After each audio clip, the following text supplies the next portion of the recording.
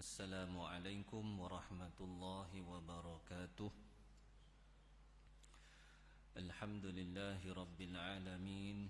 Wassalatu wassalamu ala ashrafil anbiya'i wal mursalin wa ala alihi wa sahbihi ajma'in. Subhanaka la ilma lana illa ma 'allamtana innaka antal alimul hakim.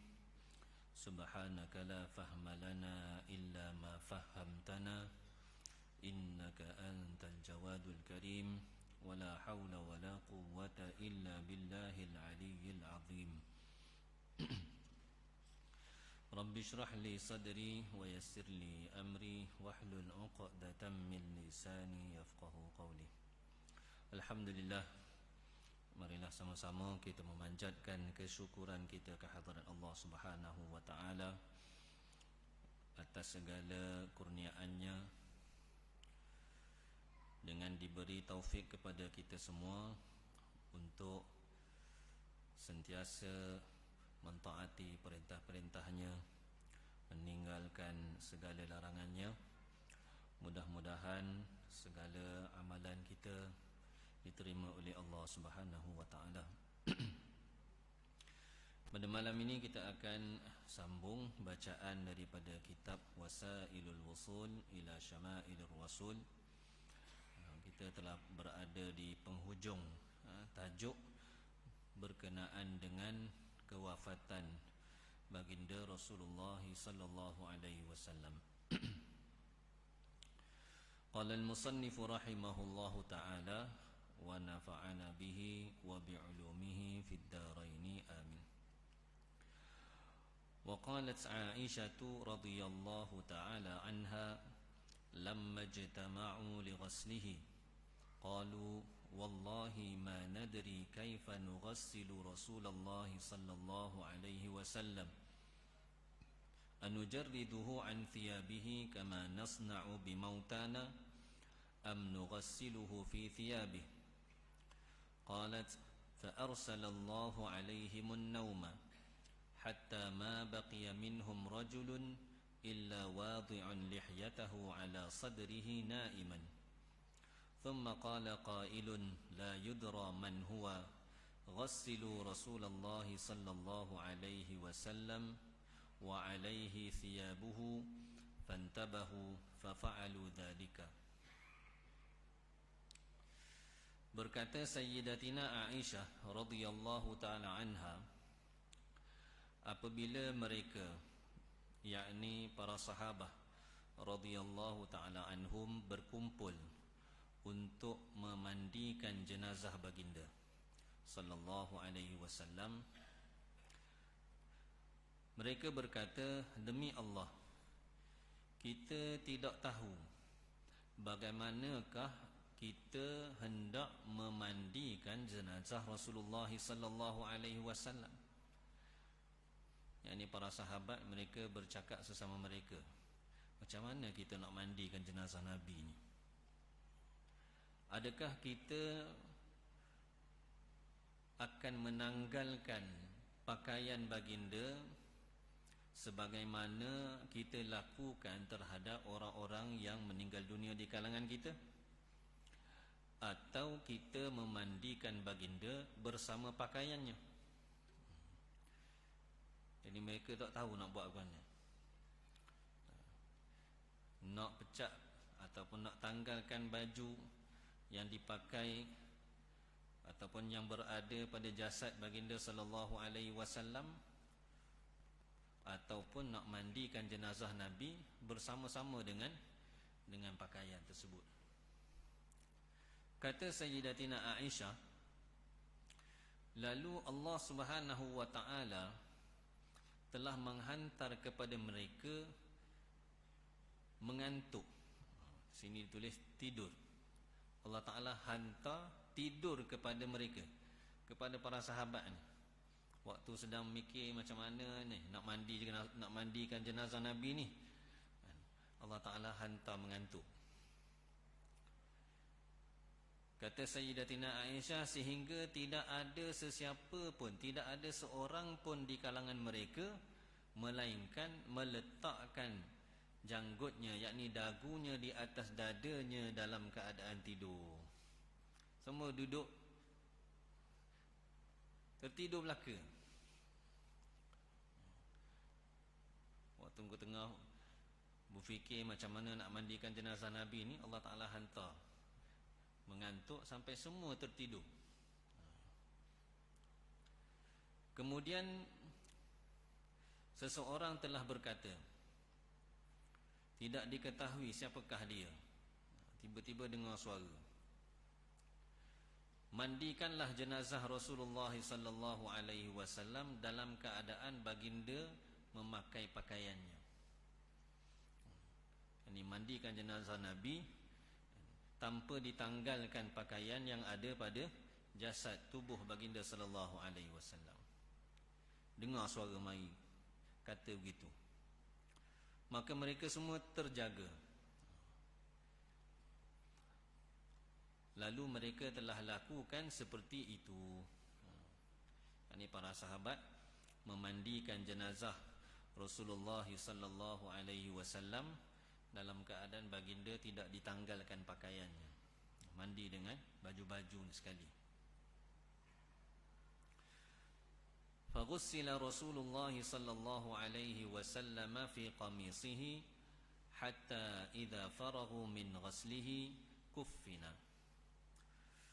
Lalu Rasulullah sallallahu alaihi wasallam telah dimandikan di dalam bajunya, yakni dengan bajunya. Qamis dalam bahasa Arab, kalau terjemah kepada bahasa Malaysia, jubah lah. Kita panggil jubah. Macam saya pakai ni, dalam bahasa Arab dipanggil qamis. Kalau jubah tu hak mana? Jubah tu hak belah tengah. Tok Imam pakai biasa. Dia ada belah tengah sampai ke bawah. Yang tu dipanggil jubah dalam bahasa Arab. Sehinggalah apabila mereka selesai daripada memandikan baginda sallallahu alaihi wasallam, maka baginda dikafankan. Ini riwayat daripada Sayyidatina Aisyah radhiyallahu taala anha. Dan seperti yang telah kita baca sebelum ini, yang memandikan jenazah baginda Rasulullah sallallahu alaihi wasallam ialah Sayyidina Ali radhiyallahu taala anhu. Dan dibantu oleh dua orang, iaitu bapa saudara Nabi sallallahu alaihi wasallam, Sayyidina Al-Abbas bin Abdul Muttalib, dan seorang lagi. Jadi mereka bertugas sebagai orang yang menyucurkan air. Sayyidina Ali yang memandikan, yang meratakan air. Dan kesemua mereka memandikan jenazah Nabi dalam keadaan mata mereka tertutup, ditutup, dibalut dengan kain, supaya tidak melihat aurat baginda sallallahu alaihi wasallam. Wa qala Ali karramallahu wajhahu,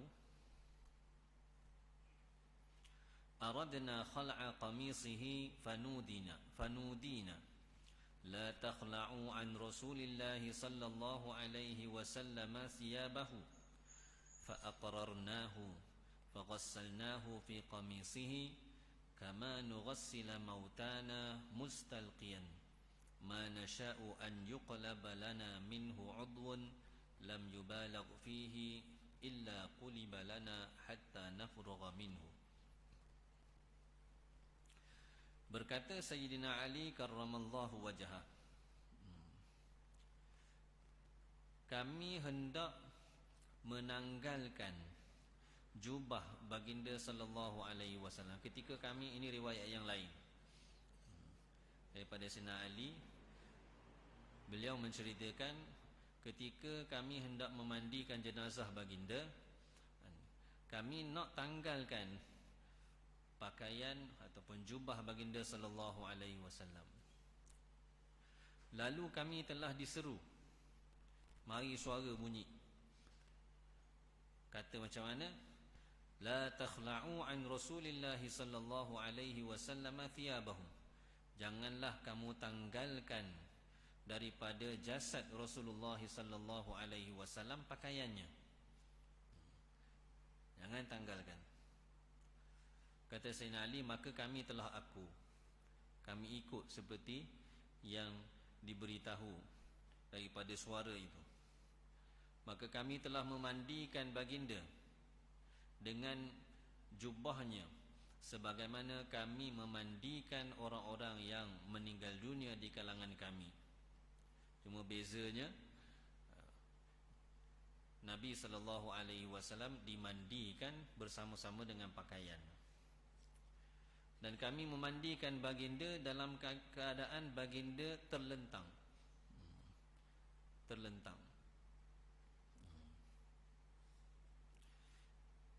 Tidaklah kami mahu supaya dibalikkan ataupun dikalihkan mana-mana anggota badan baginda sallallahu alaihi wasallam yang tidak dapat disampaikan air kepadanya, melainkan dimudahkan kepada kami untuk membalikkan jasad baginda sallallahu alaihi wasallam sehinggalah kami selesai daripadanya.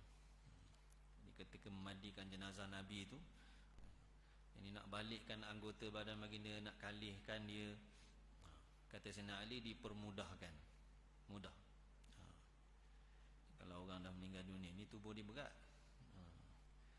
Jadi kita nak angkat kalau seorang tak larat. Jadi yang mandikan jenazah baginda 3 orang je. Jadi kata Sayyidina Ali, dimudahkan. Mana-mana bahagian yang kami nak kalih, boleh kalih dengan mudah. Wa inna ma'ana lahafifan fil baiti karrihir rukha'i wa yusawwitu bina urfuqu bi rasulillahi sallallahu alaihi wasallam fa innakum satukfawna. فهكذا كانت وفاة رسول الله صلى الله عليه وسلم ولم يترك سبدا ولا لبدا إلا دفن معه.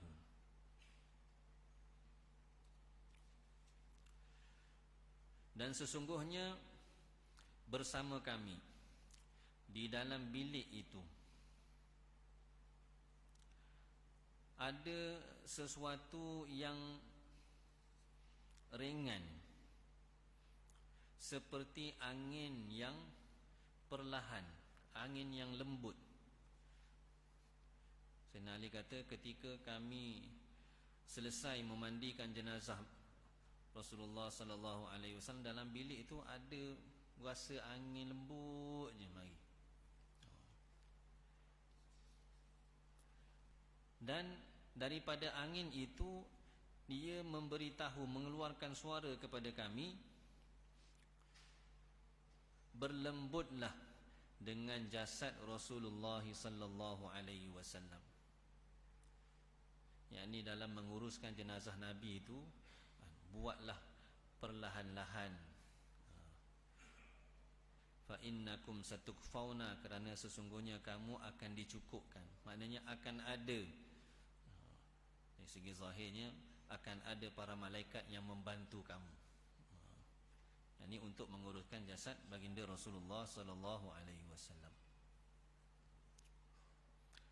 Begitulah keadaan wafat Rasulullah sallallahu alaihi wasallam.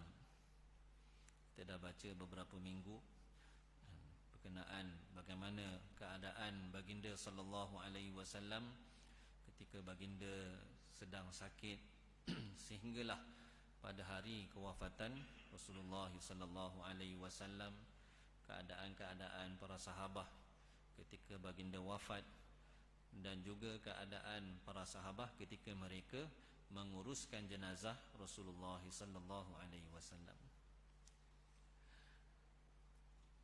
Dan baginda tidak meninggalkan sehelai bulu ataupun rambut. Sabadan ni merujuk kepada bulu yang sedikit.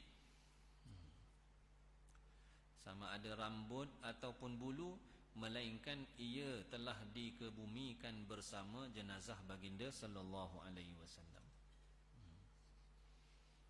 Zahir daripada ayat ini merujuk kepada apa-apa sahaja yang ada pada baginda sallallahu alaihi wasallam, kesemuanya telah dikebumikan bersama jasad Rasulullah sallallahu alaihi wasallam.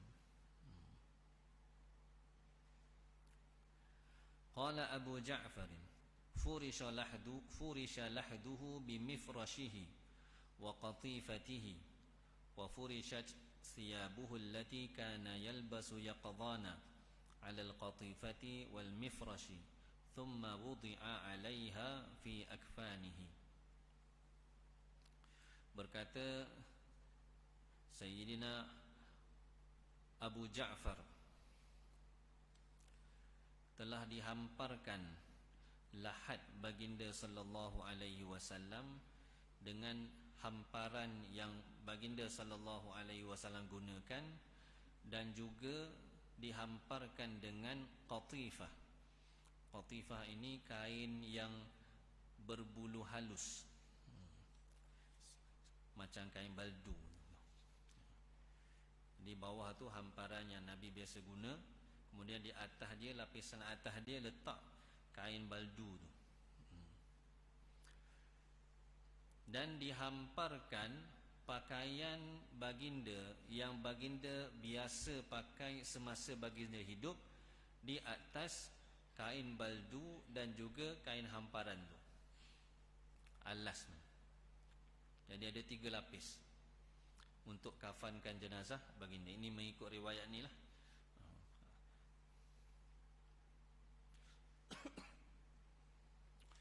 Kemudian diletakkan jenazah baginda sallallahu alaihi wasallam di atas lapisan-lapisan kain tersebut, di dalam kain-kain kafan baginda sallallahu alaihi wasallam.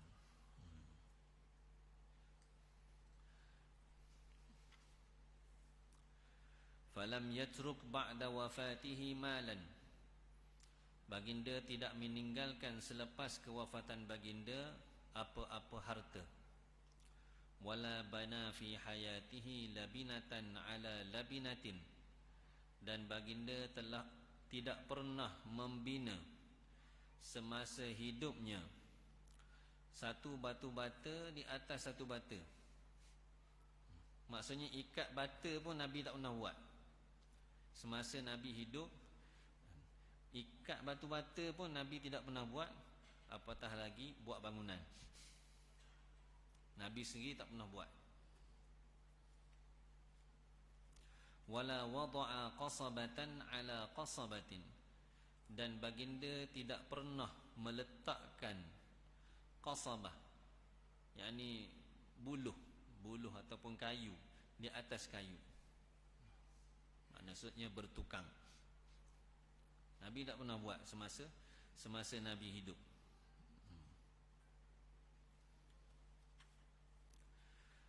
Fafi wafatihi ibratun tammatun walil muslimina uswatun hasanatun.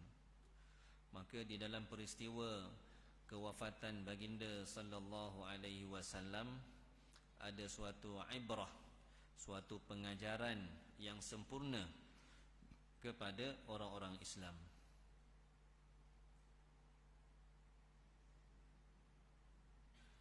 Pengajaran macam mana yang kita dapat ambil daripada kewafatan baginda? Ulama sebut, walaupun baginda sallallahu alaihi wasallam seorang kekasih Allah, makhluk Allah yang paling mulia, hamba Allah yang paling Allah kasih, tetapi apabila sampai tempoh, sampai masa untuk baginda dikembalikan kepada Allah Subhanahu wa taala, maka baginda sallallahu alaihi wasallam juga diambil nyawanya. Dan baginda juga rasa sakit sebelum kewafatan Nabi. Nabi dalam keadaan sakit. Ketika sakaratul maut Nabi dalam keadaan sakit. nak beritahu pada kita bahawa kematian itu bukanlah sesuatu yang mudah. Bukan sesuatu yang mudah. Kematian ni suatu benda yang besar, yang Allah Subhanahu wa taala telah beritahu kepada kita ni. Kalau kita umat akhir zaman ni, sebelum kita lahir lagi, Allah Ta'ala dah beritahu dah dalam Al-Quran bahawa setiap yang bernyawa itu pasti akan merasai kematian, sama ada cepat ataupun lambat. Dan apabila kematian sampai, ajal kita sampai, tidak akan dicepatkan dan tidak akan dilambatkan walaupun sesaat. Pasti roh kita akan berpisah daripada jasad kita.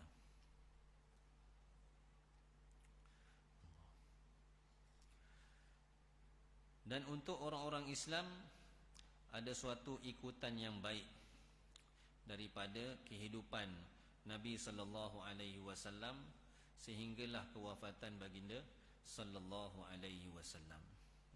Bagindalah ikutan kita untuk kita jadikan sebagai pedoman. Nak buat apa-apa, ikutlah seperti yang Nabi sallallahu alaihi wasallam buat. Apa yang Nabi kata baik, baiklah dia. Apa yang Nabi larang, makna tidak baiklah dia. Di dalam Al-Quran, Allah Subhanahu wa taala menyebut, "Wa ma atakumur rasulu fakhuduhu wa ma nahakum anhu fantahu." Dan apa-apa yang Rasul membawa datang kepada kamu, maka hendaklah kamu berpegang dengannya. Dan apa-apa yang baginda larang kamu daripadanya, maka hendaklah kamu berhenti daripada melakukannya.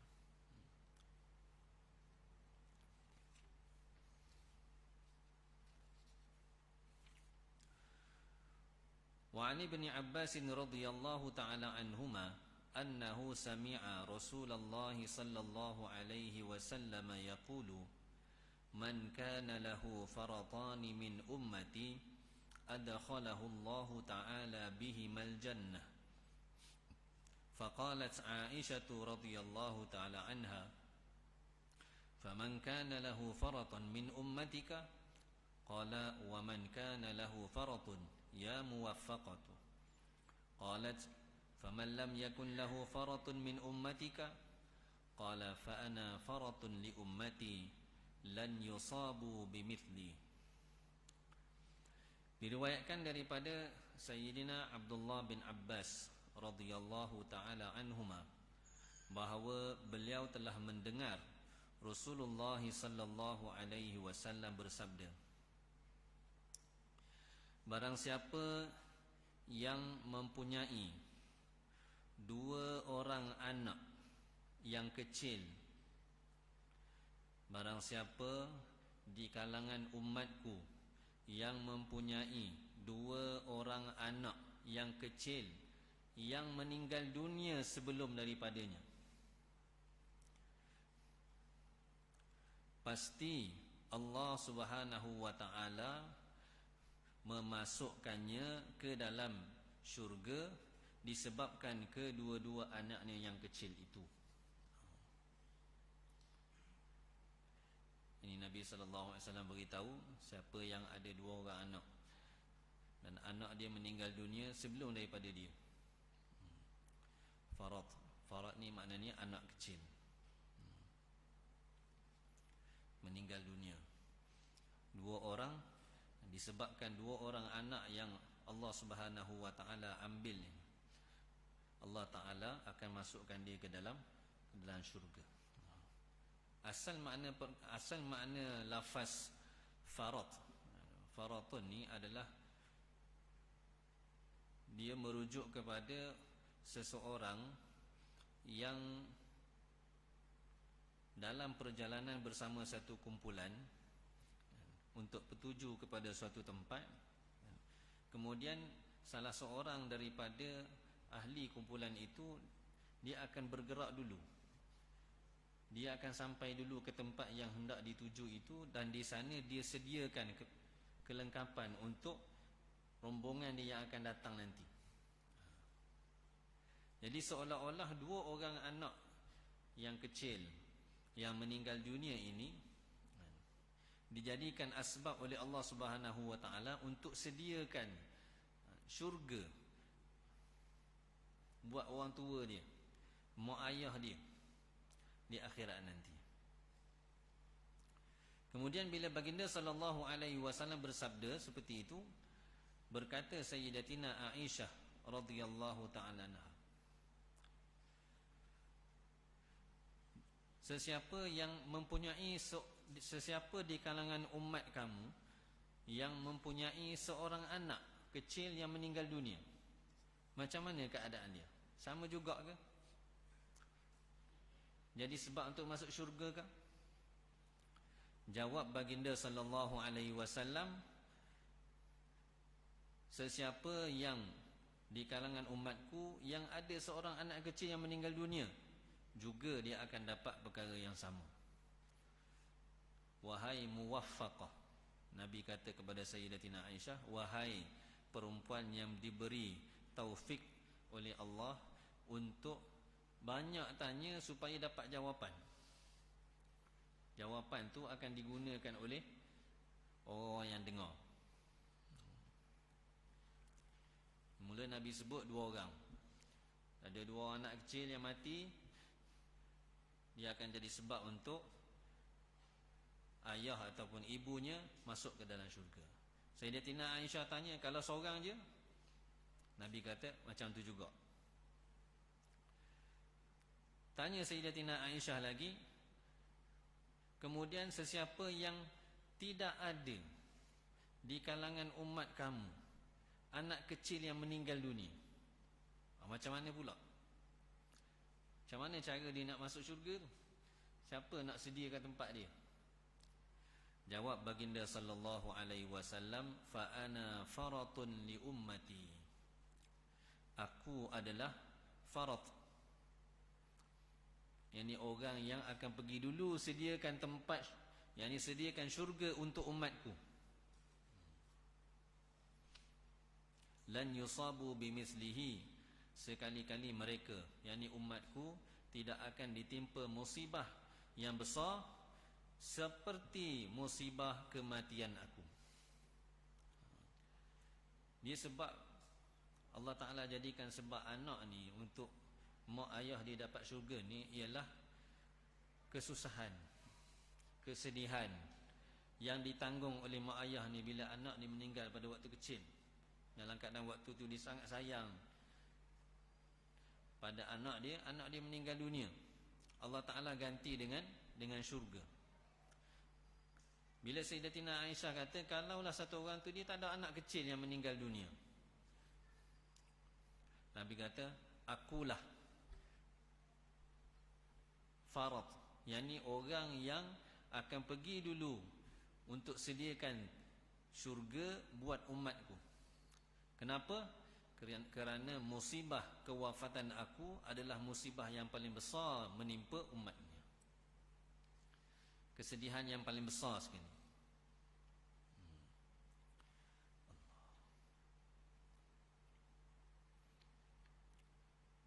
Mudah-mudahan apa yang disabdakan Nabi sallallahu alaihi wasallam ini dan Allah Taala beri pada kita semua. Masya-Allah. Nabi kata ni, ana faratun li ummati, aku ni orang yang pergi dulu untuk sediakan tempat untuk umatku dalam syurga nanti. Mudah-mudahan kita semua terpilih.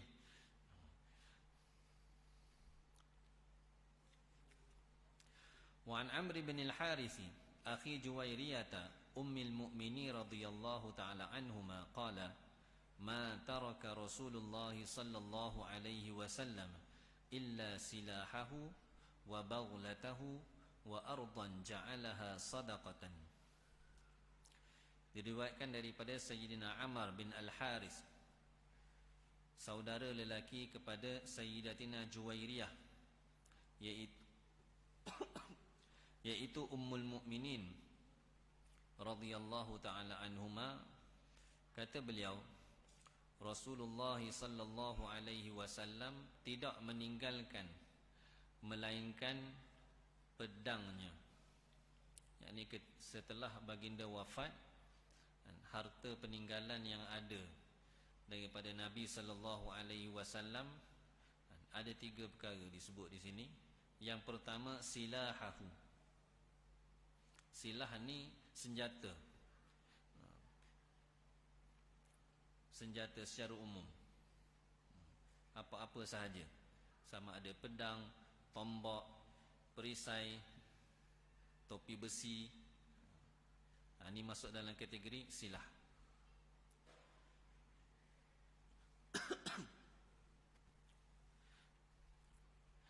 Dan baghlah baginda. Baghal, yakni apa panggil, keldai yang dikacuk dengan kuda. Dia berwarna putih, namanya Duldul. Nama dia Duldul. Dan sebidang tanah yang baginda sallallahu alaihi wasallam telah sedekahkannya, yakni jadikan dia harta sedekah semasa baginda hidup kepada ahli keluarganya, dan juga orang-orang miskin serta orang-orang yang berkhidmat kepada baginda sallallahu alaihi wasallam. Itu sahaja harta baginda sallallahu alaihi wasallam yang tinggal setelah baginda sallallahu alaihi wasallam wafat. Wa rawa katsirun minas sahabati radhiyallahu ta'ala anhum qaulan nabiy sallallahu alaihi wasallam, nahnu ma'asyiral anbiya'i la nurathu ma taraknahu sadaqatun. Telah diriwayatkan daripada ramai para sahabat radhiyallahu ta'ala anhum sabdaan Nabi sallallahu alaihi wasallam. Apa sabda baginda? Kami para nabi tidak diwarisi, yakni apa-apa harta ataupun yang kami tinggalkan selepas kewafatan kami para nabi, bukan Nabi SAW saja, bahkan semua nabi tidak diwarisi. Maksudnya tidak jatuh kepada anak cucu, kepada pewaris. Seperti mana harta kita hari ini, apabila kita mati, maka harta-harta kita akan diwarisi oleh pewaris-pewaris. Bahkan sebelum meninggal dunia pun dah ada ta'alluq waris pada harta tersebut. Tapi harta para nabi tidak jadi warisan kepada anak dan juga kepada mana-mana pewaris. Kata Nabi, ma taraknahu sadaqatun. Apa-apa yang kami telah tinggalkannya, yakni selepas kewafatan kami, ia adalah sedekah. Dia adalah sedekah. Maksudnya dia akan digunakan untuk maslahat semua orang Islam, bukan diwarisi oleh siapa-siapa. Sebab tu tidak ada riwayat yang menyebut bahawa anak, yakni Sayyidatina Fatimah radhiyallahu ta'ala anha, mewarisi daripada Nabi sallallahu alaihi wasallam harta sekian, tak ada. Sebab harta para nabi ini kesemuanya jadi sedekah.